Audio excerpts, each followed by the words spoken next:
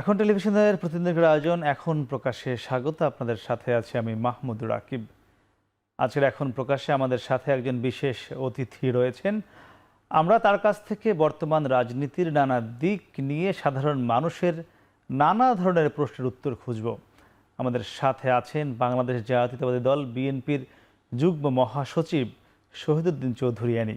আপনাকে স্বাগত। দর্শক, আজ আমরা আলোচনার বিষয় ঠিক করেছি সংস্কার বনাম ভোট।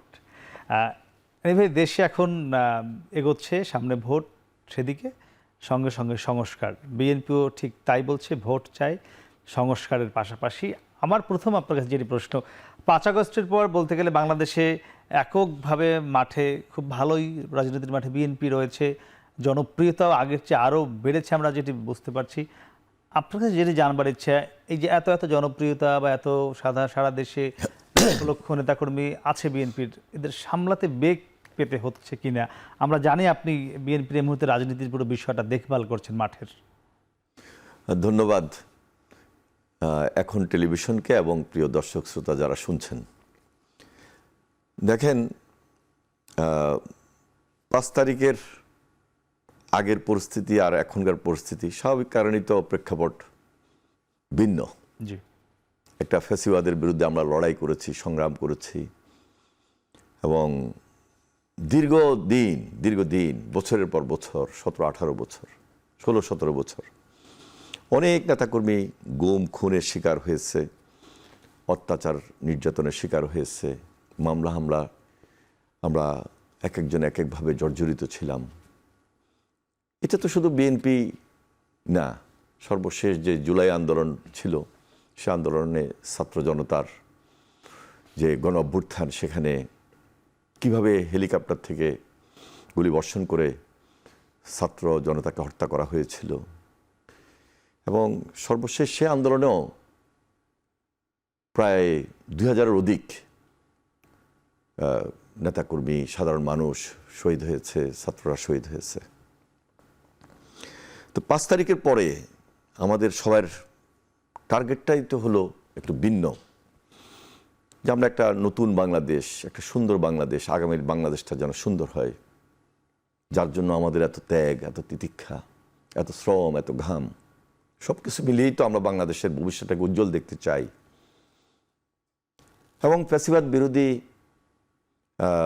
আন্দোলনে আমরা যারা যুগপৎ আন্দোলন করেছি, বিভিন্ন রাজনৈতিক দল, এবং সর্বশেষ জুলাই আন্দোলনে যে ছাত্ররা কোটার জন্য, মেধার জন্য আন্দোলন করেছে, সর্বশেষ তাদের সঙ্গে সকল রাজনৈতিক দলের যে একটা চিন্তা, মনের ঐক্য, যে একটা ঐক্যবদ্ধভাবে এগিয়ে যাওয়া, সব কিছু মিলে আমরা ভবিষ্যৎ বাংলাদেশটাকে সুন্দর ভেবেই আমরা এগোতে চাই। জি।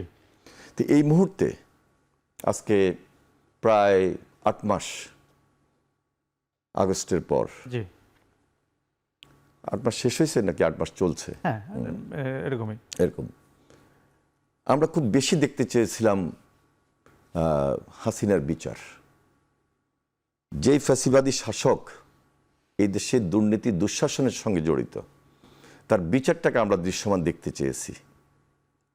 এটা সবাইয়ের দাবি, আমাদের বিএনপির আরও জোরালো দাবি, এবং আমরা প্রকাশ্যে বলেছি যে হাসিনার বিচার যদি দৃশ্যমান না হয়, তাহলে এই জাতি কিন্তু ক্ষমা করবে না। এবং হাসিনার পরিবার যারা এই দুর্নীতি দুঃশাসনের সঙ্গে জড়িত ছিল, এবং সর্বনিম্ন পর্যন্ত, যেখানে তৃণমূল ওয়ার্ড পর্যন্ত, ইউনিয়ন, থানা, পৌরসভায়, জেলায়, এমন কোনো জায়গায় আওয়ামী লীগের দুঃশাসন ছিল না, গডফাদাররা ছিল না। মন্ত্রী থেকে এমপি থেকে শুরু করে এমন কোনো নেতাকর্মী, তাদের অঙ্গ সংগঠনের সবাই তো বাংলাদেশে কিভাবে লুটপাট করেছে, কিভাবে সন্ত্রাস করেছে, কিভাবে অত্যাচার করেছে, নির্যাতন করেছে, এগুলো তো দৃশ্যমান দেখতে চাই আমরা। এই জন্য আমরা বারবার বলছি যে এই বিচারের প্রক্রিয়াটা কিন্তু খুব স্লো, আরও ত্বরান্বিত, আরও দ্রুত হওয়া উচিত, এবং এটা প্রত্যাশার জায়গা থেকে সরকারের কাছেই তো আমাদের দাবি থাকবে। আর বর্তমান যে সরকার আছে, এটা তো আমাদের সবাইরই আন্দোলনের ফসল, এবং আমরা সবাই তাদের এই সরকারকে সহযোগিতা করছি। এর পাশাপাশি বিচারটা দৃশ্যমান হবে এবং আমাদের বর্তমান যে চিফ অ্যাডভাইজার উনি নিজে বলেছেন যে প্রথম দিকে যে সংস্কার করতে বেশি সময় লাগার কথা না, 3 মাস নাহলে 4 মাস 5 মাস 6 মাস লাগতে পারে। আমরা কিন্তু সংস্কারের কথা বলছি যে একটা নির্বাচন প্রক্রিয়ায় যেতে হলে তার আগ মুহূর্তে যে সংস্কারটা খুব বেশি জরুরি, এটা তো একটা চলমান প্রক্রিয়া। আপনি চাইলে তো সব সংস্কার একসঙ্গে করতে পারবেন না, সম্ভব না। জি, সম্ভব না। তাহলে বাস্তবতার জায়গায় এসে প্রায়োরিটিটা পাচ্ছে কোনটা? বিচার প্রক্রিয়া। প্রায়োরিটি পাচ্ছে কোনটা? সংস্কার অ্যান্ড দেন নির্বাচন। যে নির্বাচনটা হলো গণতন্ত্রের ভিতকে শক্তিশালী করার মধ্যে দিয়ে দেশে একটা জনগণের সরকার প্রতিষ্ঠিত হওয়া। একটা সরকার যদি, নির্বাচিত সরকার যদি না থাকে, সমস্যাটা কোথায় সেটা আপনাকে বিবেচনা করতে হবে। আমি যদি একটু আপনার সময় নিয়ে বলি, জি, দেখেন একটা ইউনিয়ন পরিষদ, একদম তৃণমূল পর্যায়ের কথা বলছি, একটা ইউনিয়ন পরিষদে এখন কি কোনো নির্বাচিত চেয়ারম্যান আছেন? নাই। চেয়ারম্যানের ইউনিয়নে সেখানে প্রত্যেকটা ওয়ার্ডে একজন করে মেম্বার থাকে, মহিলা প্রতিনিধি থাকে, সেটাও নাই। তাহলে বিচার সালিশ কারা করছে? কারণ সমাজে তো গত 16-17 বছর যে সমস্ত অনিয়মগুলো হয়েছে, সংকট তো আর থেমে যায়নি, দখল বেদখল হয়েছে, এটার জন্য তো একটা সমাধান প্রক্রিয়া আসতে হবে। চাইলে তো যে সব প্রক্রিয়াটা আইনগতভাবে আপনার কোর্ট কাছারি সব যে সমাধান একদিনই করে দিবে তা তো না। সালিশ দরবারের মাধ্যমেও তো এই প্রক্রিয়াগুলো শেষ হতে পারে আলোচনা করে। তাহলে এখন যেহেতু নির্বাচিত প্রতিনিধি নাই সেখানে, তাহলে বিচার সালিশগুলো কে করে? হয় আমার পার্টি করে, নাহলে অন্য রাজনৈতিক দল করে, নাহলে আমার ছাত্র ভাইরা যারা নতুন রাজনৈতিক দল করছে সমন্বয়ক তারা করে, আর না হলে যিনি সমাজের একজন রাজনীতির বাহিরে একজন কর্তা ব্যক্তি, দায়িত্বশীল ব্যক্তি, সে ভালো হতে পারে মন্দ হতে পারে, এক এক জায়গায় এক এক রকম। কিন্তু যেটা আমার উপরে ন্যস্ত না, দায়িত্বপ্রাপ্ত না, কিন্তু আমি করছি, করতে গিয়ে কেউ হারতেছে, কেউ জিততেছে, আবার কেউ সেখান থেকে কিছু কালেকশন নিচ্ছে। এই যে কালেকশনটাই হলো চাঁদাবাজি। তাহলে আজকে এই দায়িত্বটুকু আমাদের সবার সহযোগিতায় সরকারের উচিত যে সেখানে একটা নির্বাচনের মধ্য দিয়ে আমরা উঠে আসব। তাহলে এই সামাজিকভাবে যদি আমাকে পুরা এলাকাটাকে নিয়ন্ত্রণ করতে হয়, পুরো এলাকাটা যদি সহজ এবং সুন্দরভাবে থাকতে হয়, তাহলে সেখানে একটা নির্বাচনী প্রক্রিয়া থাকতে হবে। আর নির্বাচনী প্রক্রিয়া গড়ে উঠেই কিন্তু একটা রাজনৈতিক আন্তরিকতা, রাজনৈতিক ঐক্যমতের ভিত্তিতে। এই জন্য এই সরকারের সঙ্গে আমাদের বারবার যে আলোচনাটা, সে আলোচনার জায়গাটা হলো একদিকে বিচার প্রক্রিয়াকে ত্বরান্বিত করা, সংস্কারটাকে দ্রুত করা এবং পরবর্তী স্টেজে জনগণের প্রতিনিধিত্বশীল সরকার নির্বাচনের মধ্যে দিয়ে নিয়ে আসা। আমার যে প্রশ্নটি ছিল, আপনি অনেকগুলো কথা বললেন, আমার প্রশ্নটি ছিল যে আপনারা 5 আগস্টের পর আপনাদের দলীয় নেতাকর্মীদের কতটুকু সামনে রাখতে পারছেন? আপনাদের ভারপ্রাপ্ত চেয়ারম্যান তারেক রহমান উনি বারবারই আমরা দেখেছি তিনি যাতে বিএনপির নেতাকর্মীরা নিয়ম মেনে চলে, দলের শৃঙ্খলা ভঙ্গ না করে, কোথাও চাঁদাবাজিতে না জড়ায়, কোথাও অন্তর্কন্দলে না জড়ায়, অন্য দলের সঙ্গে সংঘর্ষে না জড়ায় উনি বলে থাকেন। এবং এই তার কথা না শোনার জন্য বা দলীয় শৃঙ্খলা ভঙ্গের জন্য অনেককেই বা কয়েক হাজার নেতাকর্মীকে আপনারা বহিষ্কারও করেছেন, কিন্তু এটি থামছে না। আমি যদি একটু আপনাকে গণমাধ্যমে আসা খবর শুধুমাত্র গত মার্চের হিসেব বলি, গত মার্চে বাংলাদেশে বিএনপির সঙ্গে অন্তর্কন্দলে 502 জন আহত হয়েছে, বিএনপি জামাতের সঙ্গে অন্তর্কন্দলে 81 জন আহত হয়েছে, বিএনপি আওয়ামী লীগ 52 জন, বিএনপি এনসিপি সেখানেও প্রায় 31 জন আহত হয়েছে। যদি একই কথা বলি, মার্চে নিহতের সংখ্যা এটি হলো বিএনপির অন্তর্কন্দলে 17 জন শুধু মার্চ মাসে, বিএনপি জামাতের অন্তর্কন্দলে 1 জন, বিএনপি জামাত সংঘর্ষে 1 জন, বিএনপি আওয়ামী লীগ 2 জন, আর অন্যান্য দলের সঙ্গে 2 জন নিহত হয়েছে। আমার যেটি প্রশ্ন, তাহলে এই যে আপনি তো এই মুহূর্তে বিএনপির রাজনৈতিক বিষয়টি দেখছেন, আমরা যতদূর জানি গ্রামগঞ্জ পাড়া মহল্লা দেশের বিভিন্ন জায়গায়, এটি কেন পারছেন না? বা আপনাদের যারা কেন্দ্রের নেতাদের যে নির্দেশনা সেটি কি একদম তৃণমূল পর্যন্ত পৌঁছাচ্ছে না? দেখেন, এখানে 2টা প্রক্রিয়ার কথা আমি বলবো। প্রথমত হলো আমাদের দেশে যে শাসন ব্যবস্থা চলছে, এই শাসন ব্যবস্থায় আপনার বললেই সকল চাঁদাবাজি বন্ধ হয়ে যাবে, আমি এরকমটা মনে করি না। এটা আমার ব্যক্তিগত অভিমত। এবং আমি অনেকগুলো টক শোতে এই ধরনের কথা বলেছি। জানেন, আজকে আপনি বালু মহলে যান, আপনি ট্রাক স্ট্যান্ডে যান, আপনি অটো শ্রমিক দের যে সংগঠনে যান, সব জায়গায় কিন্তু একটা যারা ক্ষমতায় থাকে তাদের একটা দাপট থাকে। এখান থেকে একটা সরকারকে এই শাসন ব্যবস্থা থেকে সরে আসতে হবে।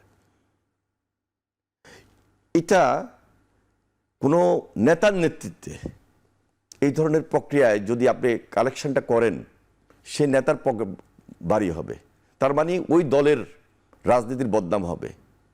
কিন্তু এটা যদি আমরা একটা সরকারের রাজস্ব কালেকশনের মাধ্যমে আমরা করতে পারি একটা সরকার, তাহলে আমার মনে হয় কোনো ব্যক্তি সেখানে পার্সোনালি তার পকেটটা বাড়ি হবে না, একটা দলের বদনাম হবে না। দরকার সেখানে রাজস্ব কালেকশন করছে না, রাজস্ব কালেক্টর যেটা হচ্ছে সেটা তো হচ্ছে যেমন শ্রমিক কল্যাণ সমিতি। কে শ্রমিক কল্যাণ সমিতি? শ্রমিক কল্যাণ সমিতির নামে একটা নেতা সেখানে নেতৃত্ব দিচ্ছে। সেই নেতা যে কোনো পার্টির বা যে পার্টি ক্ষমতায় থাকে, যে পার্টি ক্ষমতায় থাকে তারই লোক থাকে। জি, এখন বিগত সময়ে যারা আওয়ামী লীগের ছিল তারা চলে গেছে, তারা কিন্তু তাদের কন্ট্যাক্ট কিন্তু শেষ হয়ে যায় নাই। সুযোগ আছে বলে এই অবস্থায় আরেকজন কিন্তু সেখানে ইনক্লুড হচ্ছে। সেটা আমার পার্টির লোক হতে পারে, সেটা অন্যান্য রাজনৈতিক দল যারা আছে, সবাই কিন্তু এটার দিকে তাকিয়ে আছে এবং এটার সঙ্গে কিন্তু অ্যাড হচ্ছে। অ্যাড হতে গিয়ে এই যে সামাজিকভাবে আমার দলের বদনাম হচ্ছে, অন্য দলের বদনাম হচ্ছে, হয়তোবা আমরা বিএনপি একটা গণমানুষের দল, আমার যে সম্পূর্ণ কন্ট্রোল এই মুহূর্তে আমি রাখতে পারবো তা তো না।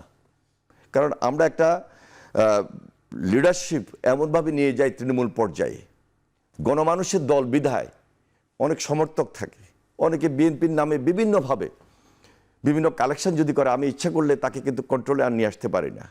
এই জন্য আমরা এই মুহূর্তে আমি যেটা বলবো যে এই শাসন ব্যবস্থা যেভাবে কালেকশনটা করতেছে গভর্নমেন্ট, এই কালেকশনের চেঞ্জ নিয়ে আসতে হবে। চেঞ্জ যদি আনা যায় তাহলে অন্য রাজনৈতিক দল এটার জন্য বদনাম বয়ে আনবে না এবং ব্যক্তি বিশেষ পকেট বাড়ি হবে না। এটা সরকারের সরাসরি কোষাগারে চলে যাবে। রাজস্ব ইনকাম কে করবে? কালেক্টর থাকবে বা সেখানে যিনি বেশিরভাগ জায়গায় তো আছে কালেক্টর, তো সরকারি লিস্ট দেওয়া হয়, সেখানে তো টেন্ডার হয়। আপনি ওই লিস্ট দিবেন না, ওই টেন্ডার দিবেন না, সরাসরি সরকার রিসিট দিয়ে কালেকশন করবে, কালেক্টর থাকবে। কিন্তু এখন দেওয়া হচ্ছে ওপেন টেন্ডার দেওয়া হচ্ছে না, কিন্তু এর টেন্ডারগুলো কিন্তু এখন হয় নাই। এই টেন্ডারগুলো কিন্তু গত সরকারের আমল হয়েছে না, কিন্তু এর যেগুলো তো সরকারি জায়গা বা সরকারি স্ট্যান্ড, এর বাইরেও যেগুলো ব্যক্তিগতভাবে, সেখানেও তো এই কাজগুলো হচ্ছে, চাঁদাবাজি। আমি কিন্তু সালিশ দরবারের কথা আগে বলেছি যে সালিশ দরবার প্রক্রিয়াটার জন্য সেখানে কিন্তু নির্বাচিত প্রতিনিধি না থাকলে সালিশ দরবার এইভাবে কিন্তু যথেচ্ছভাবে হতে থাকবে এবং একজনের না একজনের বদনাম হতে থাকবে এবং সেখান থেকে কেউ না কেউ তার পকেট বাড়ি করবে সালিশের নামে। ঠিক একই জিনিস আপনি বাস স্ট্যান্ড যান, বালুমহলে যান, সব জায়গায় কিন্তু চেঞ্জ নিয়ে আসতে হবে। চেঞ্জটা কি? যে এখন যে প্রক্রিয়ার মধ্যে আছে এই প্রক্রিয়ার পরিবর্তে নতুন শাসন ব্যবস্থায় আমরা যেটা বারবার আমরা আমাদের রাজনৈতিক সংস্কারে যেটা বলেছি যে দ্বিকক্ষ বিশিষ্ট বা 31 দফার মধ্যে আমাদের যে আলোচনাটা আছে সেখানে যদি যাই, তাহলে আজকে ফ্যাসিবাদ বিরোধী যে জাতীয় ঐক্যমত্য সরকারের কথা বলছি, সেখানে ইচ্ছা করলে কোনো দল এককভাবে সেটি গ্রহণ করতে পারবে না। আপনি বলছিলেন যে বিএনপি গণমানুষের দল, আমরাও জানি, এবং এই কারণে চাইলেই সেটি নিয়ন্ত্রণ করা যায় না। কিন্তু বিএনপি এই মুহূর্তে আমি ইচ্ছা করলে নিয়ন্ত্রণ করতে পারবো না সব ব্যাপারে, কারণ একটা গভর্নমেন্ট আছে, গভর্নমেন্টের যে প্রক্রিয়া, এই প্রক্রিয়া ইচ্ছা করলে আমরা কোনো কিছু কন্ট্রোল আমাদের হাতে নিতে পারি না। না, কিন্তু সেক্ষেত্রে কি আপনার মনে হয় না যদি আপনি এই মুহূর্তে নিয়ন্ত্রণ করতে না পারেন, তাহলে এখন বিএনপির প্রতি মানুষের যে আস্থা, আকাঙ্ক্ষা বা চাওয়া পাওয়া আগামী নির্বাচনকে ঘিরে, সেই চাওয়া পাওয়াটা বা সেই আস্থাটা কমে গিয়ে ভোটের উপর নেতিবাচক একটি প্রভাব? সেটা তো আমার বিরুদ্ধে কিন্তু কিছু অপপ্রচার চলতেছে। অপপ্রচারটা এমন যে সামাজিক যোগাযোগ মাধ্যমে যে আমরা অনেক চাঁদাবাজি করতেছি, আমাদের চেয়ারম্যান সাহেব সরাসরি আমরা অ্যাকশনে যাচ্ছি, আমরা ডিস্ট্রিক্টে যাচ্ছি, আমরা থানায় যাচ্ছি, এর বাহিরেও কিন্তু বহিষ্কার করছেন বিএনপির নাম দিয়ে অনেকে অনেকভাবে যে আমি বিএনপি করি, হয়রাজ বিএনপির নেতা হিসাবে আমার কোনো কমিটি তো আমি দেখছি না সে ওই কমিটিতে আছে। আমি দেখতেছি না, আমার কোনো ইউনিটিও নাই, আমার কোনো ইউনিটের মেম্বারও না, কিন্তু বিএনপির নাম ব্যবহার করতেছি। এই জন্য বললাম যে যেই শাসন ব্যবস্থায় আজকে সরকারি যে রেভিনিউটা আসতেছে, এই সমস্ত কিছু কিছু জিনিসের যদি পরিবর্তন সবাই মিলে সকল রাজনৈতিক দল আলোচনার পরিপ্রেক্ষিতে অথবা এখন যে গভর্নমেন্ট আছে যদি আমরা সেই দায়িত্বগুলো এখনও চেঞ্জ না করে নিয়ে আসি, তাহলে ভবিষ্যতে এটা আমাদের জন্য কিন্তু কষ্টকর যতটুকু না হবে। এখন বেশি হচ্ছে এই কারণে আমাদের ইচ্ছা করলে যে সব ব্যাপারে আমাদের কন্ট্রোল আছে তা তো না। আমি তো সরকারে নাই, আমি কিন্তু আগের ধারাবাহিকতায় আছি। না মানে ক্ষমতায় যে বিএনপি যদি আসে আগামীতে, তাহলে কি এইগুলো আপনারা নিয়ন্ত্রণ করতে পারবেন? মানে আমি এই কারণে করতে পারবো যে একদিকে দেখেন আমাদের ভারপ্রাপ্ত চেয়ারম্যান জনাব তারেক রহমান, তিনি যে কথাগুলো বলছেন, যে দায়িত্বটুকু নিচ্ছেন, এটা কিন্তু ওপেন সবার সামনেই, এবং মানুষ তার কথার উপরে ভর করছে, তার রাজনীতির উপরে ডিপেন্ড করতেছে যে না, উনি যে দলটাকে সাজাতে চান, উনি যেভাবে সাজিয়েছেন, উনি যেভাবে ভবিষ্যৎ পরিকল্পনা করছেন, এটার মধ্যে একটা পজিটিভিটি আছে। সম্পূর্ণ পজিটিভ একটা দিকে উনি আগাচ্ছেন। তাহলে আজকে উনি যে 31 দফার কথা বলতেছেন, বর্তমান শাসন ব্যবস্থার সঙ্গে 31 দফার ভবিষ্যতে যে শাসন ব্যবস্থাটা আমরা চিন্তা করছি, এটা কিন্তু এপিটোপিট। এখন এই শাসন ব্যবস্থা এক ব্যক্তির শাসন, একদলীয় শাসন, একগেমি শাসন, এবং এই এক ব্যক্তির শাসন বা একদলীয় শাসনে কোনোভাবেই আপনি ইচ্ছা করলে একদল যেভাবে কন্ট্রোল করবে তার ইচ্ছার উপর, সে যদি পজিটিভ চিন্তা না করে, ভালো যদি চিন্তা না করে, আর ভালো চিন্তা করলেও এলাকায় ধরেন তার এক নায়কতন্ত্র, সে কর্তৃত্ব সে শো করতে চায় ফ্যাসিবাদী কায়েমের মধ্য দিয়ে, যেটা বিগত 15-16 বছর হয়ে আসছে। কিন্তু ভবিষ্যতে আমরা যেহেতু বলেছি 31 দফার ভিত্তিতে আমরা দেশটা পরিচালনা করতে চাই, সে 31 দফা প্লাস মাইনাস হতে পারে, আলোচনা হতে পারে। সর্বপ্রথম আমাদের সেটা 27 দফা ছিল, পরবর্তীতে যুগপৎ আন্দোলনে আমরা যারা ছিলাম সবাই মিলে আমরা এটাকে আলোচনার ভিত্তিতে সকল রাজনৈতিক দল 31 দফা করেছে। সেখানে আমরা পাওয়ার ব্যালেন্সের কথা বলেছি, সেখানে আমরা দ্বিকক্ষ বিশিষ্ট পার্লামেন্টের কথা বলেছি, এবং লোয়ার হাউস থাকবে, আপার হাউস থাকবে, যেটা লোয়ার হাউস সেগুলো বলেছিলেন। আমি তাহলে সেখানে যে কন্ট্রোলটা আলোচনার ভিত্তিতে নিয়ে আসবে, সেখানে আমাদের নতুন একটা প্রস্তাবনা থাকবে যে আমরা রাজস্ব সোর্স, যেটা রাজস্ব ইনকাম, যেটা আমি বারবার বলার চেষ্টা করেছি, বালুমহল বলেন, আমরা ওইভাবে টেন্ডারে যাব না, ওইভাবে ডাক নিলামে যাব না, না যে সরাসরি যদি সরকার তার নিয়োগপ্রাপ্ত কালেক্টরদের মাধ্যমে কালেকশন করে, শ্রমিক কল্যাণ তহবিলের কালেকশনটা যদি সরাসরি সরকার কালেকশন করে, আমার মনে হয় সেখানে কালেক্টর নিয়োগের মাধ্যমে হাজার হাজার লোকের চাকরি হবে। অসুবিধা কি?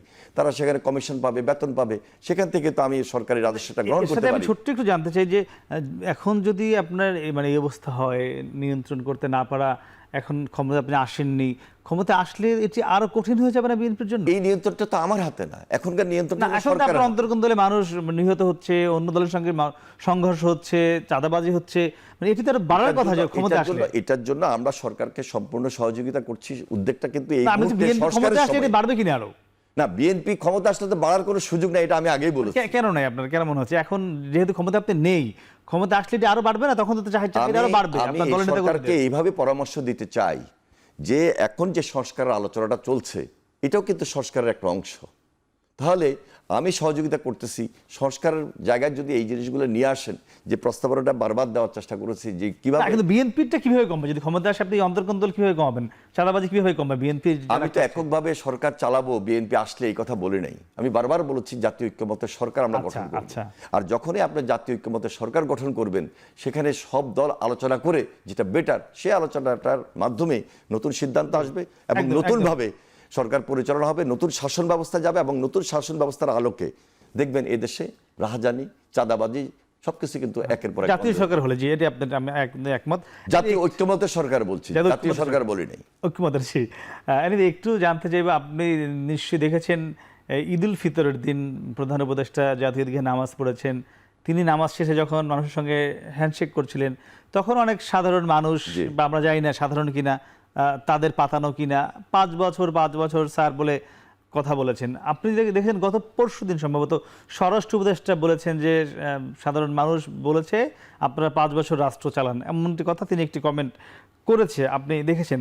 আবার এই ঈদে গ্রামগঞ্জেও আপনি দেখেছেন একটি, বা সামাজিক যোগাযোগের মাধ্যমে একটা হাইপ উঠেছে, অনেকে বলার চেষ্টা করেছেন যে এই সরকারকে আরো কিছুদিন রাখা যাবে না, এগুলো দেখে বিএনপি কি ভাবছে, বিএনপির প্রতিক্রিয়া কি, আমি সে তো জানবেনি ভাই।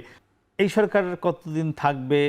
যদিও ডক্টর ইউনূস একটু আগেও বলেছে, তিনি আজকে ঐক্যমত কমিশনের সঙ্গে বৈঠক করেছেন কিছুক্ষণ আগে, তিনি বলেছেন যে ডিসেম্বর থেকে 2026-এর জুনের মধ্যে নির্বাচন সম্পন্নের জন্য তাদেরকে প্রস্তুতি নিতে বলেছেন আজকে সন্ধ্যার পরে বৈঠকে।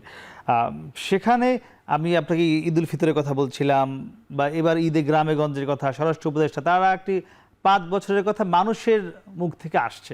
আমি জানি না এটি প্রাকৃতিক বা মানে কৃত্রিম, আমি সেই প্রশ্নে যাব না। বিএনপি এটি নিয়ে কি মানে আকাশে মেঘ দেখার মতো অবস্থা হয় কিনা?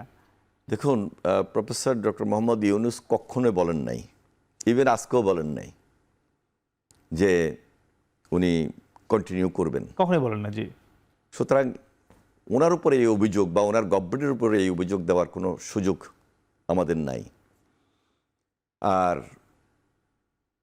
যেই প্রশ্নটা আপনি করলেন, এটা হলো একটা আওয়ামী মডেল, হাসিনা মডেল। হাসিনা এইভাবে 14, 18, 24 এইভাবে কন্টিনিউ করে 15 বছর ছিল। আর 2 বছর যদি আমরা লাস্ট গভর্নমেন্টের, যেটা আর্মি ব্যাকড গভর্নমেন্ট ছিল, 17 বছর, যেটা আমরা বারবার নির্যাতনের কথা বলি। 6 থেকে 8। তাহলে যারা বলছেন, কিসের উপর বেসিস করে বলছেন? আমাদের বাংলাদেশে আমরা হলাম একটা ডেমোক্রেটিক কান্ট্রি, গণপ্রজাতন্ত্রী বাংলাদেশ সরকার। এখন পর্যন্ত এটা যেভাবে আমরা দেশটা চলছে, যে সংবিধান অনুযায়ী যেটা চলবে, প্রতি 5 বছর অন্তর অন্তর নির্বাচন, জনগণের প্রতিনিধিত্বশীল সরকার, জনগণের প্রতিনিধি হবে, প্রতিনিধিরাই নির্ধারণ করবে সরকার। তার মানে জনগণ যেটা সিদ্ধান্ত দেয় সেটা। তাহলে 5 বছর কেন? ঈদের দিন যদি কেউ যদি বলতো 10 বছর হোক, তাও তো আপত্তি নাই। যদি 15 বছর বলে, তাও তো আপত্তি নেই। আমার জনগণ যে ম্যান্ডেটটা দিবে, আমি তো এর বাহিরে না। একদমই। সুতরাং আমার মনে হয় বেশি উত্তর দিয়ে এখানে যদি একটা কথা বলবো, দেশে এবং দেশের বাহিরে কিন্তু ষড়যন্ত্র এখনো আছে। যে পরিমাণ অর্থ পাচার করেছে, লুটপাট করেছে, বাংলাদেশ ব্যাংকের গভর্নর গতকালকেও বলেছেন 5 লাখ কোটি ডলার বলছে না, টাকা বলছে, 5 লাখ কোটি টাকার বেশি লুটপাট তারা করেছে। সুতরাং এই টাকা কি সব নিয়ে চলে গেছে? সব তো আর পাচার করে নিতে পারে নাই। আর পাচার করলেও দেশের বাইরে বসেও ষড়যন্ত্র করা যায়, দেশের ভিতরে ষড়যন্ত্র করা যায়। সবাই গ্রেপ্তার হয় নাই, বিচারও হয় নাই। তাহলে হাসিনার দোসররা, হাসিনার সঙ্গে যারা ছিল, যারা সেদিন হাসিনাকে জিন্দাবাদ দিয়েছে, যে গণতন্ত্রের আগে উন্নয়ন বলে নাই, বলেছে। এখন এই ধরনের কথাবার্তা যারা বলতে চায়, আমি কি তাদেরকে বলবো যে তারা ওই সুরে কথা বলছে? তাও বলতে চাই না। এই জন্য বলছি, প্রফেসর ডক্টর মোহাম্মদ ইউনূস একজন সম্মানিত ব্যক্তি, তাকে বিতর্কিত করবেন না। আর আমরা সবাই মিলে যেই কারণে আন্দোলনটা করেছি, সংগ্রামটা করেছি, আমাদের যে টার্গেট ফ্যাসিবাদ মুক্ত বাংলাদেশ, সেদিকে যাওয়াটাই আমার মনে হয় সেইখানেই থাকা উচিত। আমাদেরকেও কেউ বিতর্কিত করবেন না, একদমই আমাদের বিরুদ্ধে অপপ্রচার করবেন না। কোনো রাজনৈতিক দলের বিরুদ্ধেও আপনি যাওয়ার কোনো প্রয়োজন নাই। কেন সোশ্যাল মিডিয়া আপনি এই ধরনের কথাবার্তা বলে আমাদের অর্জনটাকে নষ্ট করতেছেন? আমি মনে করি যারা এই ধরনের কথাগুলো বলছেন তারা কিন্তু অপরাধী হয়ে যাবেন, ঠিক হবে না। জি, এই যে আপনি যদি বলছেন যে সামনের দিকে যাওয়া নির্বাচন, এর জন্য তো ভোট লাগবে, নির্বাচন লাগবে, তো সেই নির্বাচনে নিশ্চয়ই বিএনপি অধীর আগ্রহ অপেক্ষা করছে, আমরাও জানি। আমার যেটি প্রশ্ন, 300 আসন যদি বলি এখন বর্তমান অবস্থায়, 300 আসনে আপনার 300 প্রার্থী দিতে হবে, কিন্তু 5 আগস্টের পর আমরা যেভাবে বিএনপির দিকে মানুষের দেখছি, বা যে পরিমাণ এই নমিনেশন পাওয়ার জন্য প্রতিযোগী দেখছি, এখন নমিনেশন ছাড়াই যেভাবে অন্তর্কন্দল বিএনপির সারা দেশে ছড়িয়ে পড়ছে দেখা যাচ্ছে, এই নমিনেশন দিতে গিয়ে কি আপনারা একজন করে প্রার্থী বাছাই করতে পারবেন না? এখানেও একটি সংকট তৈরি হবে। এটা অন্তর্কন্দল না। দেখেন, নির্বাচন তো স্বাধীনতার পর আমরা কন্টিনিউ দেখে আসতেছি, এবং নির্বাচন কম বেশ যে কম্পিটিশন, সেটা হচ্ছে রাজনৈতিক দল অংশগ্রহণ করতেছে। সব নির্বাচনেই তো হাসিনা মার্কা নির্বাচন হয় নাই। এরশাদের আমলে তো আমরা নির্বাচনে অংশগ্রহণই করি নাই, যদিও হাসিনার কারণেই ৮৬ সনের নির্বাচনটা হয়েছিল। জি। তাহলে এই সমস্ত নির্বাচনে একটা প্রতিযোগিতা থাকবে। আপনি ৩০০ জনের জায়গায় তো ৬০০ জন দিতে পারবেন না, ৬০০ আসন তো করেন নাই। না, সুযোগ নেই। তাহলে একটা নির্বাচনী এলাকায় আমার দলের পক্ষে ৪ জন থাকবে, ৫ জন থাকবে। এই প্রতিযোগিতা যদি না থাকে তাহলে গণতন্ত্রের সৌন্দর্যটা কোথায়? আর গণতন্ত্রের বিটটাই বা কিভাবে মজবুত হবে? না, আমি বলছি সেটা চূড়ান্ত করতে চাই, যেহেতু এখন আওয়ামী লীগও নেই। না, আওয়ামী লীগ নাই, কিন্তু পক্ষে বিপক্ষ তো আছে। আছে। আর নির্বাচনের মধ্য দিয়ে একই মার্কা তো ভোট হবে না। আর এটা তো আর আমি ডামি নির্বাচন না, আর এটা তো আর আমি এবং স্বতন্ত্র নির্বাচন না, রাতের অন্ধকারের নির্বাচন না। না, সেটা আপনাদের যে নির্বাচনটা হবে, আমার বিশ্বাস যে প্রফেসর ডক্টর মোহাম্মদ ইউনূস সাহেবের নেতৃত্বে হবে এবং একটা ফ্রি ফেয়ার ইলেকশন হবে, একটা সুন্দর নির্বাচন হবে। সেই নির্বাচনে যেই জিতে আসুক, জনগণ যাকেই ম্যান্ডেট দেখ, একটা ফেয়ার ইলেকশন তো আমরা চাই।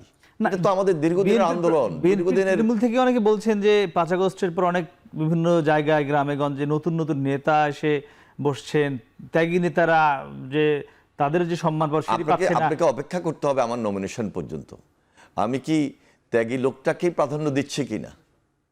আমি জনগণের কাতার থেকে, নেতাকর্মীদের কাতার থেকে যিনি উঠে আসছেন, যিনি ত্যাগ স্বীকার করে, তাকেই তো আমরা দলের নেতৃত্ব দিচ্ছি। বা ইলেকশনে দলের নেতৃত্ব অনেক সময় যিনি থাকেন তাকেই যে আমরা ইলেকশনের সময় দিই তা না। জনগণের কাছে যে ব্যক্তিটা পপুলার তাকেই তো আমরা নমিনেশনটা দিই। তিনি তো একজন হবেন, তিনি তো দুইজন হবেন না। সুতরাং কন্টেস্ট থাকবে, কম্পিটিশন থাকবে, কোনো ধরনের নিজেদের মধ্যে যেন অন্তর্কোন্দল না হয় সেদিকে আমরা খুব সতর্ক আছি। এবং আমাদের পরামর্শ হলো যে যে প্রতিযোগিতা থাকবে এবং প্রতিযোগিতার মধ্য দিয়ে একজন জনগণের নেতা নির্বাচিত হয়ে আসবেন। সেক্ষেত্রে নির্বাচন করবার জন্য কিন্তু সাধারণ মানুষ, বিএনপির বাইরেও সাধারণ মানুষের কিন্তু অধীর অপেক্ষার জায়গা হলো বিএনপির ভারপ্রাপ্ত চেয়ারম্যান তারেক রহমানের দিকে উনি কবে আসবেন। মানে উনি তো সকল মামলাও তার শেষ, আসতে কোনো বাধা নেই, সম্ভবত নির্বাচনে অংশ নিতেও তার আপাতত কোনো বাধা নেই। মানে কেন আসছেন না এখন? ওনার সকল মামলা এখনো শেষ হয় নাই। উনি বলতে উনি ব্যক্তি তারেক রহমান না। ওনার নেতৃত্বে আমরা যারা আন্দোলন করেছি, আমরা যারা সংগ্রাম করেছি, আমাদের মামলা প্রত্যাহার হয়েছে? আমাদের তো সকল মামলা প্রত্যাহার হয় নাই। তাহলে ওনারও সব মামলা প্রত্যাহার হয় নাই। ওনার বাংলাদেশে যেমন আইনি জটিলতার মধ্যে উনি এখনও ফেস করছেন, আমরাও তো আইনি জটিলতা ফেস করছি। গতকালকে আমাকে কোর্টে যেতে হয়েছে। ঠিক ওনার তো লন্ডনে সেই ধরনের আইনি জটিলতা আছে। সব কিছু শেষ করেই উনি আসবেন। আমাদের মামলাও প্রত্যাহার হইতে হবে। সব কিছু মিলেই তো আমরা বারবার সরকারের কাছে প্রত্যাশার জায়গা থেকে দাবি করছি যে আমাদের মামলাগুলো প্রত্যাহার করেন। এটা তো ১ নোটিশে, ২ নোটিশে, ১ মাসে, ২ মাসে করা যেত, কিন্তু এখন পর্যন্ত হয় নাই। এটাই বাস্তবতা। না, তারপরে উনি আসছেন কি এই জন্যই আসছেন না? মানে আপনাদের মামলা প্রত্যাহার হয়নি এই জন্য আসছেন না? এটা তো একটা কারণ হতে পারে। এটা কারণ হবে না? দেশের সকল মানুষের মামলা প্রত্যাহার হয়েছে না, হয়নি। এবং ওনার সব মামলা কি উঠে গেছে? উনি কি আইনগতভাবে ফ্রি হয়েছেন? হয় নাই। তাহলে ওনার অপেক্ষা আদালত থেকে তো বলেছে তার দেশে ফিরতে কোনো বাধা নেই, এমনটা কিন্তু এইভাবে তো অনেক কিছুই আমরা ওপেন আলোচনা এরকম করি, কিন্তু মুখরোচক আলোচনার বাহিরেও তো একটা আইনি ব্যবস্থা আছে। সে আইনি ব্যবস্থা উনি এখনো সহিশুদ্ধ হন নাই। সহিশুদ্ধ হলেই উনি আসবেন এবং ওনার নেতৃত্বে আমরা সবাই কাজ করছি। বিগত আন্দোলনে উনি যেভাবে জাতিকে একত্রিত করেছেন, উনি সকল রাজনৈতিক দলের নেতৃত্ব দিয়েছেন, আমাদের নেতৃত্ব দিয়েছেন। উনি ইউনিয়নে কথা বলেছেন, থানায় কথা বলেছেন, ওয়ার্ডে কথা বলেছেন, জেলায় কথা বলেছেন। তাহলে আমরা হাসিনার বিরুদ্ধে একটা ঐক্যবদ্ধ আন্দোলন করেছি, একটা ফ্যাসিবাদকে মুক্ত করেছি। তাহলে উনি যখন আসবেন আমরা তো সে অপেক্ষা আছি যে দেশে একটা স্বাভাবিক। আপনারা অপেক্ষা আছেন দলীয় নেতা হিসেবে, সাধারণ মানুষ অপেক্ষা আছে। আমি একটু সাধারণ মানুষের সাথে জানতে চাই, মানুষ আপনার মাধ্যমে আজকে টকশোর মাধ্যমে নিশ্চয়ই একটু তথ্য পাবে, আপনি নিশ্চয়ই সেটা জানেন উনি কবে আসছে, একটু এই তথ্যটা আপনার মানুষকে একটু। না, আমরা আশা করছি খুব শীঘ্রই আসবেন। তবে যদি এই মুহূর্তে রোড ম্যাপটা ঘোষণা হতো তাহলে হয়তো বা খুব আরও তাড়াতাড়ি আনার আমরা চেষ্টা করতাম এবং মামলা মোকদ্দমা সব কিছু এখন আমরা খুব দ্রুত চেষ্টা করতেছি যে ওনার সব কিছু যেন আইনগতভাবে সহিশুদ্ধ হয়ে যায় আর কি। এখনো হন নাই। সেটা কি কোরবানির ঈদের আগে যে কোনো সম্ভাবনা আছে? এটা নির্ভর করবে সরকারের উপর। সরকারের বিচার ব্যবস্থা, আইনি ব্যবস্থা তো আছে একটা। একেবারে বিএনপি চেয়ারপারসন বেগম খালেদা জিয়া উনিও চিকিৎসা রয়েছেন লন্ডনে। আমরা তার তারিখও শুনেছিলাম 15 এপ্রিল তিনি ফিরবেন। সেটি সর্বশেষ গণমাধ্যমের সবাই জানে। তো সেটি কি ঠিক আছে? দেখেন, দেশনেত্রী বেগম খালেদা জিয়া খুবই অসুস্থ ছিলেন। উনি বারবার নির্যাতিত হয়েছেন, মিথ্যা মামলা সাজাপ্রাপ্ত হয়েছেন, জেলে ছিলেন, স্যাঁতস্যাঁতে ঘরে ছিলেন এবং অসুস্থ অবস্থায় ওনাকে এখানে বাংলাদেশে যে এবার কেয়ার হসপিটালে কয়েকদিন বারবার ওনাকে চিকিৎসায় থাকতে হয়েছে। কন্টিনিউ ওনার ডাক্তাররা ছিলেন এবং এখান থেকে ওনাকে এয়ার অ্যাম্বুলেন্সে নিয়ে যাওয়া হয়েছে। লন্ডনে উনি চিকিৎসাধীন আছেন। আমার বিশ্বাস ওনার যে চিকিৎসা, এই চিকিৎসার যে একটা পার্মানেন্ট কোনো চিকিৎসা আছে সেটাও তো আমরা ওইভাবে দেখি না। তবে ওনার যথেষ্ট মনোবল আছে, ওনার সাহস আছে। ওই মনোবল এবং সাহসের কারণেই উনি এখনও কাজ করছেন। 15 তারিখে ফিরছেন, 15 এপ্রিল যেটি ঘোষণা দেওয়া ওটা হয়েছিল। আমি জানি না, তবে উনি সেখানে আসলে থাকতে চাচ্ছেন না। একটা দেশের প্রতি যে ওনার টান, যে মায়া, সেটাই বেশি ওনার কাছে প্রায়োরিটি। আর যেহেতু একটা পার্মানেন্ট চিকিৎসার ব্যবস্থা ওইভাবে হয়ে আসছে না, যে উন্নত বিশ্বে থাকলেও যে সেখানে যে খুব পার্মানেন্ট একটা চিকিৎসা হবে, ওই ধরনের কোনো ব্যবস্থা এখন পর্যন্ত উনি চিকিৎসকরা দিতে পারেন নাই। হয়তোবা উনি চিন্তা করছেন এর মধ্যে যদি দেশের জন্য যে মায়া, যে টান, হয়তোবা এর মধ্যে একটু দেশে এসে ঘুরেও যেতে পারেন বা আসার চেষ্টাও করছেন। জি, আমি একটু জানতে চাইবো যে আমরা ঐক্যমত কমিশন এবং বিএনপির ঐক্যমত কমিশন যে সংস্কার প্রস্তাবগুলো দিয়েছে সেখানে আপনারা মতামত দিয়েছেন, সেটি আপনার একমত বা দ্বিমত বা আংশিক একমত। সেখানে একটি বিষয় ছিল সবচেয়ে যেটি আলোচনায়, যে আপনারা বলেছেন যে পরপর 2বার একজন ব্যক্তি প্রধানমন্ত্রী হতে পারবে, আর ঐক্যমত কমিশন বলেছে যে একজন ব্যক্তি 2বার প্রধানমন্ত্রী হতে পারবে। এখানে যে শব্দটির পার্থক্য, পরপর বিএনপি চায় এক ব্যক্তি পরপর 2বার প্রধানমন্ত্রী হতে পারবে, পরে সে একবার গ্যাপ দিয়ে আবার হতে পারবে, অর্থাৎ পরপর 3বার হতে পারবে না। কিন্তু ঐক্যমত কমিশন বলেছে যে আপনি আপনার জীবদ্দশায় 2বার হতে পারবেন। তো ঐক্যমত কমিশনের এই যে জীবদ্দশায় 2বার প্রধানমন্ত্রী হয়, এটি বিএনপি কেন মানছে না? এই যে 2বার প্রধানমন্ত্রী নিয়ে যে জটিলতা সৃষ্টি হয়েছে, বিএনপি বলছে পরপর 2বার হয়ে একবার গ্যাপ দিয়ে আবার হওয়া যাবে, আর ঐক্যমত কমিশন চাচ্ছে একজন মানুষ তার জীবদ্দশায় 2বারই হতে পারবেন সর্বোচ্চ, তিনি সেটি হোক পরপর, সেটি হোক পরে গিয়ে। মানে এটি মানতে বিএনপির সমস্যা কোথায়? দেখেন, এখন পর্যন্ত বাংলাদেশে নিয়মটা কি, সংস্কারের আগ পর্যন্ত এখনো তো সংস্কার হয়নি।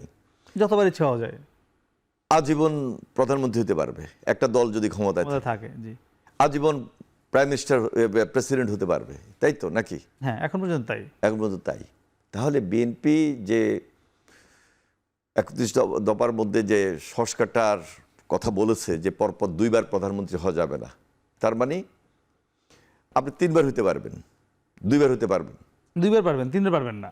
না, গ্যাপ দিয়ে পারবেন, গ্যাপ দিয়ে পারবেন। জি, পরপর 3বার পারা যাবে না। এই আলোচনাটা তো বিএনপি শুরু করেছে সংস্কারের মধ্য দিয়ে। এবং বিএনপি 31 দফার মধ্যে তো শুধু এটাই বলে নাই, পাওয়ার ব্যালেন্সের কথা বলেছে, অনেকগুলা কমিশন এনেছে, অনেকগুলা সংস্কারের কথা বলেছে। 31টা দফা অনুযায়ী বিএনপি অনেকগুলা কথা বলে গেছে যে আমরা ভবিষ্যতে যদি জনগণের ম্যান্ডেট পেয়ে সরকারে আসি তাহলে আমরা এই কাজগুলো করবো, এবং সর্বশেষ এই কথাও বলেছে যে জাতীয় ঐক্যমতের সরকার গঠন করব। এটাই তো বিএনপির প্রস্তাব 31 দফার মধ্যে। জি, তাহলে এর আগে তো কেউ এটা বলে নাই। এখন বর্তমান সরকার, আন্দোলনের সরকার, যে সংস্কার কথা বলেছেন, একটা নির্বাচন যখন হয়ে যাবে, আলোচনার ভিত্তিতে 2বার হোক পরপর, অথবা সর্বশেষ 2বার হোক, সেকেন্ডবার না হোক, সেটা তো বিএনপি শুরু করেছে বলেই আলোচনা এসেছে। এবং একটা পার্লামেন্ট যদি হয়ে যায়, সেই পার্লামেন্টে যদি জনগণের প্রতিনিধিরা এসে যদি 2বারের জায়গায় ফিক্স করে দেন যে না 3বার হবে না, বা আরও 5 বছর পর আরেকজন এই একই প্রাইম মিনিস্টার আবার 5 বছর পরে প্রাইম মিনিস্টার হতে পারবেন না, অসুবিধা তো নাই। কিন্তু বিএনপিকে আমি এখানে ক্রেডিট দিতে চাই এই সংস্কারে, যে বিএনপি শুরু করেছে, এটা আলোচনা হবে, আলোচনা হওয়ার পর একটা নিষ্পত্তি হবে, এটাই তো পজিটিভ। একদম একদমই। আপনি জানেন যে সম্প্রতি ভারত একটি যে আমাদের ট্রান্সশিপমেন্ট সুবিধা ছিল সেটি তারা বাতিল করেছে। বিশেষ করে ভারতের বিমানবন্দর ব্যবহার করে যে তৃতীয় দেশে কোনো দেশে বাংলাদেশ পণ্য রপ্তানি করতো, সেটি সুবিধাটি ভারত 8 এপ্রিল থেকে বন্ধ করে দিয়েছে। এটি বিএনপি কীভাবে দেখে ভারতের আচরণটি? দেখুন, এটা ভারত হয়তো আরও অনেক কিছুই বন্ধ করবে, কারণ ভারত বাংলাদেশের সঙ্গে ভালো সম্পর্ক রাখে নাই। বাংলাদেশ বলতে বাংলাদেশের জনগণের সাথে, ভারত সম্পর্ক রাখছে একটা দলের সাথে, একটা ব্যক্তির সাথে, ফ্যাসিস্টের সাথে। সুতরাং ভারত এখান থেকে যদি নিজের অবস্থান পরিবর্তন করতে হয় তাহলে বাংলাদেশের সঙ্গে সম্পর্ক রাখতে হবে, এবং বাংলাদেশের সঙ্গে সম্পর্ক রাখা মানে বিএনপির সঙ্গেও রাখা। আমরা তো বিএনপি জনগণের বাহিরে না, জনগণের যে সেন্টিমেন্টটা আসবে আমরা সেটাকেই এগিয়েই আমরা কথা বলবো। এই জন্য বিএনপি সেটা দেখবে। যখন আমি পার্লামেন্টে যদি আসার সুযোগ হয় আসি, পার্লামেন্ট মেম্বাররা কী বলবেন, কারণ আমি একটা কথা বলেছি যে 70 অনুচ্ছেদ আমরা রিপেয়ার করার জন্য বলেছি, সংস্কারের জন্য বলেছি। তাহলে 70 অনুচ্ছেদে যিনি বক্তব্য রাখবেন, যে পার্লামেন্ট মেম্বারটা বক্তব্য রাখবেন পার্লামেন্টে, তিনি সরকারি দল হোক আর বিরোধী দল হোক, ভারতের ব্যাপারে বা ভারতের ট্রান্সশিপমেন্টের উপর বা যে কোনো ইস্যুর উপর যখন উনি কথা বলবেন, ফ্রিলি কথা বলবেন, এবং পার্লামেন্টে যখন ভোটটা দিবেন তার ভোটের, তার ম্যান্ডেটের ভিত্তিতেই সেখানে বিএনপি সিদ্ধান্ত নিতে হবে। এর বাইরে যাওয়ার কোনো বিএনপির সুযোগ নাই। তাহলে খুব ইজি হয়ে গেল। বিএনপি এককভাবে কোনো সিদ্ধান্ত নিতে হচ্ছে না, তারেক রহমান এককভাবে কোনো সিদ্ধান্ত নিতে হচ্ছে না, বা যিনি প্রাইম মিনিস্টার থাকবেন বা যিনি প্রেসিডেন্ট থাকবেন বা যিনি এমপি থাকবেন তারা এককভাবে এখানে সিদ্ধান্ত নেওয়ার কোনো সুযোগ নাই। আচ্ছা, এই ক্ষেত্রে যখন আপনি ভারতের কথা বলছেন যে ভারতের মানে সম্পর্ক রাখতে হবে এদেশের জনগণের উপর, সেই ক্ষেত্রে আমরা 5 আগস্টের পরেও সামাজিক যোগাযোগ মাধ্যম তো আপনি অ্যাভয়েড করার সুযোগ নেই। বর্তমান যুগে এসে আপনাকে সামাজিক যোগাযোগ মাধ্যমে আপনাকে বিবেচনা নিতে হবেই। সেখানে কিন্তু কেউ কেউ লেখার চেষ্টা করেন, বলার চেষ্টা করেন যে বিএনপির একটি গ্রুপ ভারতপন্থী হয়ে যাচ্ছে, যেটি আওয়ামী লীগ ছিল। এই বিষয়টিকে আপনি বিএনপির একটি গ্রুপ বলতেছে? জি না, বিএনপির একটি গ্রুপ ভারতপন্থী হচ্ছে, সাধারণ মানুষের কিছু লোক সামাজিক যোগাযোগ মাধ্যমে বলার চেষ্টা করে, আপনি সেগুলো দেখেন। এটা প্রেসিডেন্ট জিয়াউর রহমান সাহেব তার জীবদ্দশায়ও এই ধরনের আলোচনা উঠছিল, এবং তিনি সবসময় বলেছেন যে বিদেশে আমাদের বন্ধু আছে, প্রভু নাই। একদমই। তিনি যার কারণে এই যে এই সার্কটা গঠন করলেন চ্যালেঞ্জ দিয়ে প্রেসিডেন্ট জিয়া, কিন্তু তাকে অনেক চ্যালেঞ্জের মুখে দেশ চালাতে হয়েছে, এবং সেই চ্যালেঞ্জটা কিন্তু ভারতের সঙ্গেও ছিল।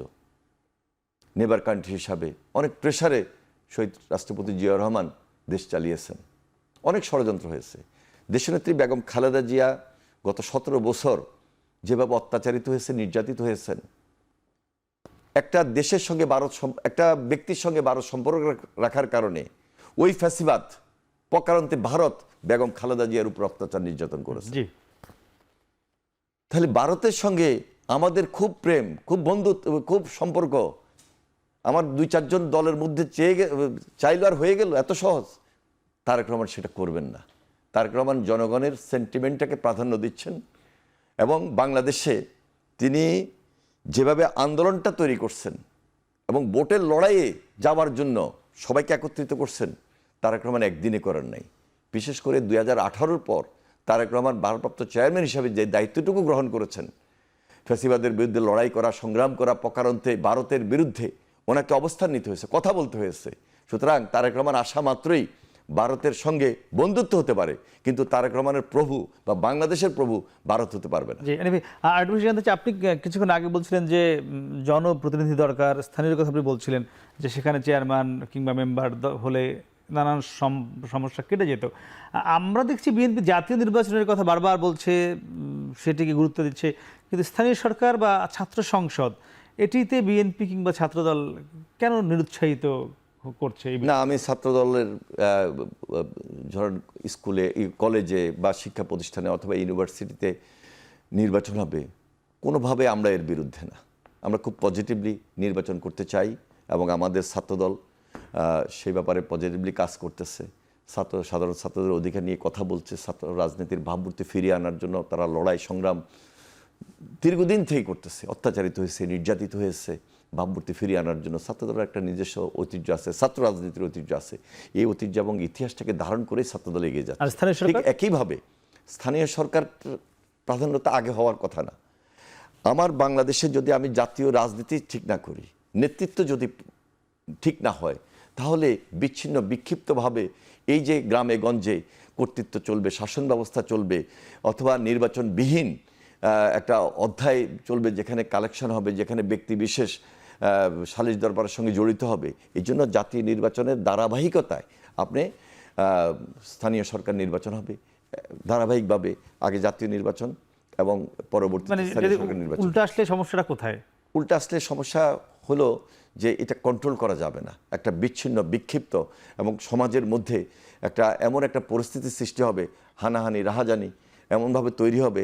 আর যারা যারা ফ্যাসিবাদ, তারা তো এখনও তাদের যে দৌরাত্ম্য, তাদের যে টাকা পয়সা অর্থ, সেগুলো ব্যবহার করে তারা একটা সামাজিক অস্থিরতা তৈরি করবে।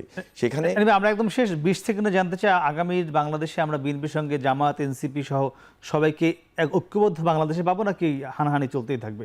20 সেকেন্ডে কোনোভাবে আমরা চাই না, এবং ওনাদেরও চাওয়া উচিত না। এত চাওয়া পাওয়ার কিছু নাই, একেবারে এমপি হইতে হবে, মন্ত্রী হইতে হবে, আমাকে ক্ষমতা চালাইতে হবে, এটার জন্য এত লালায়িত না হয়ে আমার মনে হয় আমার গণতন্ত্রের বিকটাকে শক্তিশালী করে জনগণের পায়রোটিকে অনার করেন, আমার মনে হয় সব কিছু সমন্বয় হয়ে যাবে।